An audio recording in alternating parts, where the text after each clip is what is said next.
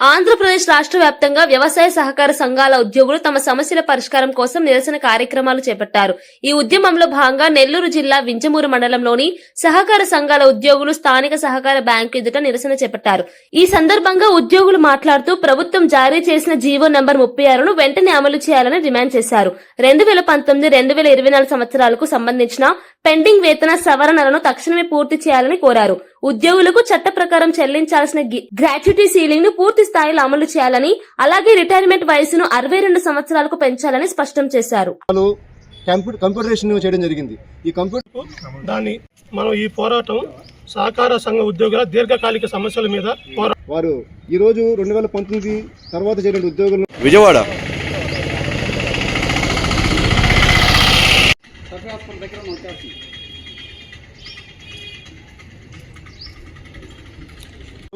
అదేవిధంగా రీసెంట్గా మా యొక్క సహకార సంఘాలు కంప్యూటరేషన్ చేయడం జరిగింది. ఈ మనం ఈ పోరాటం సహకార సంఘ ఉద్యోగుల దీర్ఘకాలిక సమస్యల మీద పోరాడుతున్నాం. నా పేరు వెంకటేశ్వర్లు, గెర్రపేంట సొసైటీ సీఈఓని మరియు విన్యూర్ బ్రాంచ్ డైరెక్టర్ని యూనియన్లో. ఈరోజు మనం ఈ పోరాటం సహకార సంఘ ఉద్యోగుల దీర్ఘకాలిక సమస్యల మీద పోరాడుతున్నాం. వాటిలో ముఖ్యంగా జీవో నెంబర్ 36 అమలుపరిచి దాదాపు 5 సంవత్సరాలు దాటిపోయింది. 2019 నుంచి ఇప్పటి వరకు దాన్ని జీవో ఇచ్చారు కానీ అమలు చేయలేదు. అందువలన వెంటనే ఈ 36 జీవోను అమలు చేసి మా సహకార సంఘ ఉద్యోగుల అందరికీ మేలు చేయాలని కోరుకుంటున్నాము. ఉద్యోగస్తులందరూ చాలా కష్టపడి ఈ కంప్యూటరేషన్ పూర్తి చేశారు. వాళ్ళని ఈరోజు విధుల్లోంచి తీసేయాల్సిన గట్టిగా నిర్ణయం తీసుకున్నారు పైన అధికారులు.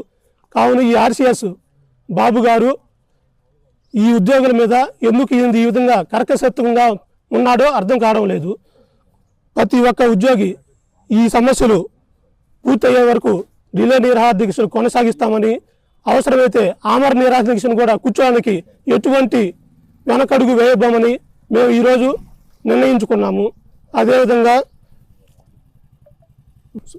డీసీఓ ఆఫీస్ కానీ డిఆర్ ఆఫీస్ వారు కానీ ప్రతి ఒక్కరూ ఈ సమస్యల మీద ఆలోచించి మాకు న్యాయం చేయాల్సిందిగా మన డిపార్ట్మెంట్ వారు అందరినీ కోరుకుంటున్నాము.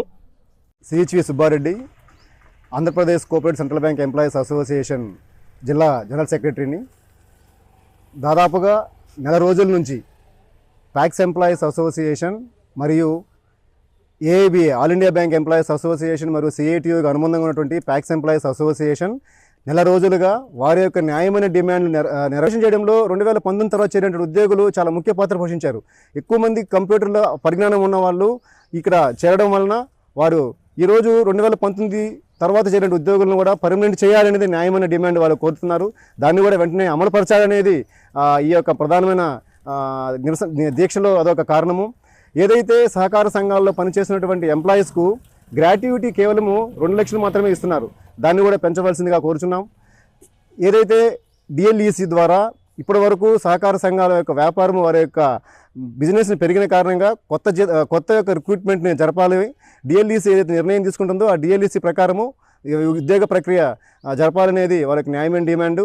ఈ యొక్క ప్రతి ఒక్క డిమాండ్ను రాష్ట్ర ప్రభుత్వ దృష్టికి కానీ మాకున్నటువంటి ఈ రిజిస్టార్ ఆఫ్ కోఆపరేటివ్స్ని కూడా ప్రతి ఒక్క కార్యక్రమాన్ని ప్రతి ఒక్క డిమాండ్ని నెరవేర్చాలని మా యొక్క Andhra Pradesh cooperative central bank employees association తరఫున వారికి సంపూర్ణ మద్దతు తెలియజేస్తా ఉన్నాం. రాబోయే రోజుల్లో ఇంకా మరింత ఉధృతంగా ఈ యొక్క కార్యక్రమాన్ని నిర్వహించి వారి యొక్క డిమాండ్ని నెరవేర్చేదాకా ఈ యొక్క దీక్షల్ని చేస్తాము. మా యొక్క సపోర్ట్ కూడా సంపూర్ణ సహకారం అందిస్తామని అందరికీ తెలియజేస్తూ థ్యాంక్ యూ ఈ యొక్క అవకాశం కల్పించినందుకు అందరికీ.